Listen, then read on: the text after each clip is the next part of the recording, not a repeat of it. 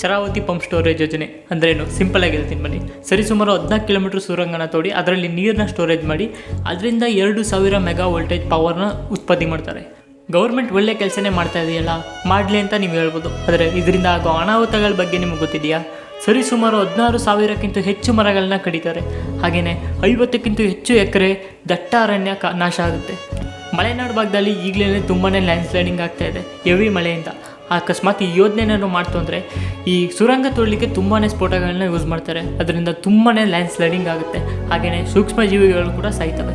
ಅಕಸ್ಮಾತ್ ನೀವು ಡೆವಲಪ್ಮೆಂಟ್ ಮಾಡಲೇಬೇಕು ಅಂತಿದ್ರೆ ಉತ್ತರ ಕನ್ನಡನ ಅಲ್ಲಿ ಒಂದು ಮಲ್ಟಿ ಸ್ಪೆಷಾಲಿಟಿ ಹಾಸ್ಪಿಟಲ್ ಕಟ್ಟಿಸಿ. ಇಲ್ಲಾಂದರೆ ತುಂಬ ಕಡೆ ರೋಡ್ಗಳು ಹಾಕಿಸಿ.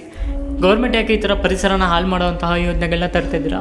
ವರ್ಷಕ್ಕೊಂದ್ಸಲ ಪರಿಸರ ದಿನದಂದು ನೀವೇ ಹೇಳ್ತೀರಾ ಪರಿಸರ ಉಳಿಸಿ ಅಂತ, ಅಥವಾ ಗಿಡಗಳನ್ನ ನೆಡ್ತೀರಾ, ಪ್ರೋಗ್ರಾಮ್ಗಳನ್ನ ಮಾಡ್ತೀರಾ. ಆದರೆ ಇರೋವಂಥ ಕಾಡನ್ನ ಯಾಕೆ ನೀವೇ ನಾಶ ಮಾಡ್ತೀರಾ?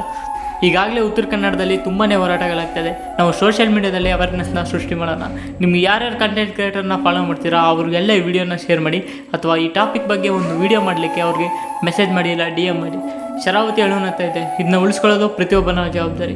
ಎಲ್ಲರೂ ಒಟ್ಟಿಗೆ ಹೋರಾಡೋಣ, ಶರಾವತಿನ ಉಳಿಸೋಣ. ಮತ್ತೆ ಇವತ್ತಿನ ವಿಡಿಯೋ ಇಷ್ಟ ಆಗಿತ್ತು. ಮತ್ತೆ ಸಿಗೋಣ ನೆಕ್ಸ್ಟ್ ವಿಡಿಯೋದಲ್ಲಿ.